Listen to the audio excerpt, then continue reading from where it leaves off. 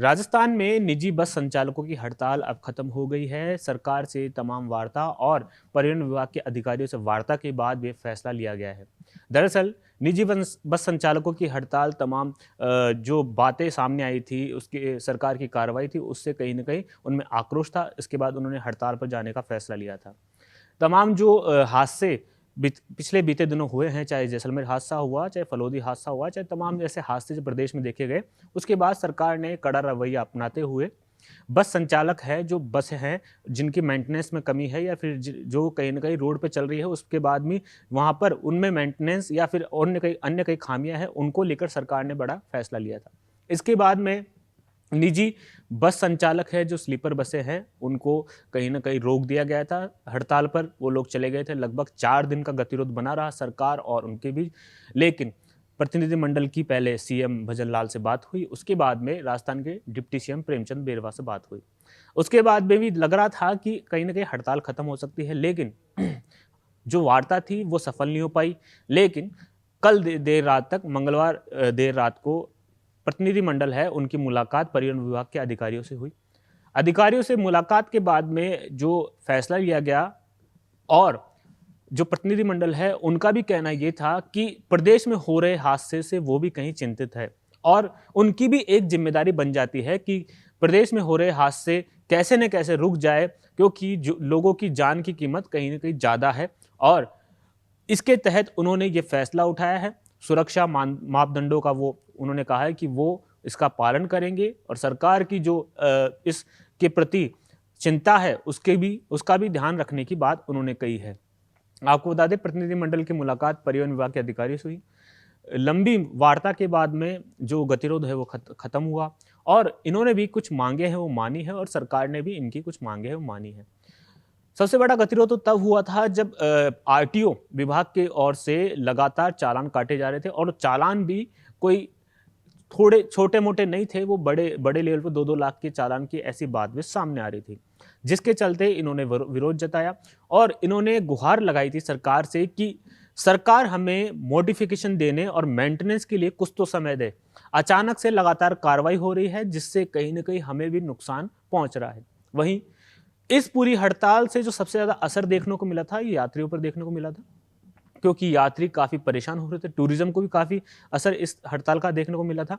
वहीं दूसरी ओर कुछ ऐसे बस संचालक थे, निजी बस संचालक, वो इस हड़ताल में शामिल नहीं हुए और लगातार बसों का संचालन कर रहे थे, लेकिन उन्होंने इस चीज़ का फ़ायदा उठाया। फ़ायदा उठाते हुए यात्रियों से जो किराया, नॉर्मल किराया है, उससे डबल किराया वसूल किया। ऐसे में सरकार और जो निजी बस संचालक ऑपरेटर्स हैं, उनकी मुलाकात रही। मुलाकात के बाद जिस तरीके से चर्चा बनी, चर्चा में जिस तरीके का फैसला आया, वो बीती रात देखने को मिला और अब प्रदेश में ये निजी बस संचालक की जो हड़ताल वो खत्म हो चुकी है। बसों का संचालन होगा, लेकिन उन्होंने मापदंडों के अकॉर्डिंग ही उन्होंने कहा है कि हम मापदंड है उसके अनुसार ही बसों का संचालन करेंगे। मेंटेनेंस, मॉडिफाई जितनी भी उनमें खामियां हैं, उनको पूरी करके ही सड़क पर उतारेंगे। वहीं सरकार ने भी इनकी कुछ मांगे मान ली है।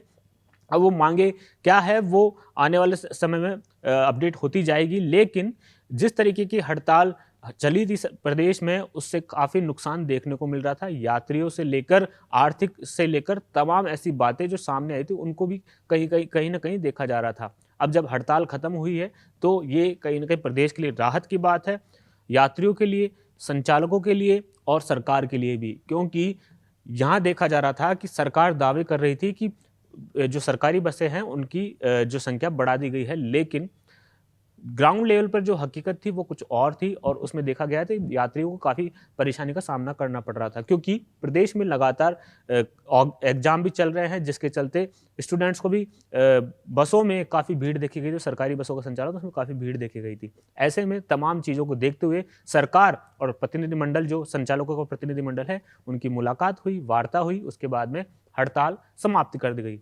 ऐसे में इस संवेदनशीलता को दिखाते हुए, प्रदेश में हो रहे हादसों को देखते हुए संचालकों की कि ये एक प्रशंसनीय कदम है, एक प्रशंसनीय कदम है, क्योंकि देखा जा रहा था प्रदेश में लगातार हादसे हो रहे हैं, लोगों की जान का नुकसान हो रहा है। तो ऐसे में उन्होंने भी एक संवेदनशीलता दिखाई है कि उनकी भी एक नैतिक जिम्मेदारी बन जाती है कि यात्रियों की सुरक्षा उनकी पहली प्राथमिकता होनी चाहिए। ऐसे में उन्होंने सरकार से वार्ता की और उन्होंने भी एक बड़ा कदम उठाते हुए उनकी भी एक कहीं न कहीं ज़िम्मेदारी थी कि वो कैसे न कैसे इस हड़ताल को ख़त्म करें और यात्रियों की सुरक्षा को ध्यान में रखते हुए तमाम नियम और मानकों का ध्यान में रखें। ऐसे में प्रदेश के लिए बहुत अच्छी खबर है कि अब हड़ताल समाप्त हो चुकी है। यात्रियों के लिए भी राहत की खबर है कि हड़ताल समाप्त हो चुकी है, जिससे कहीं न कहीं उनको यात्रा अब सुगम यात्रा मिलेगी और जिस तरीके का परेशानी अब तक 4 से 5 दिनों में उठानी पड़ी, वो नहीं उठानी पड़ेगी। कैमरा पर्सन विक्रम के साथ मैं हेमंत शर्मा, जयपुर।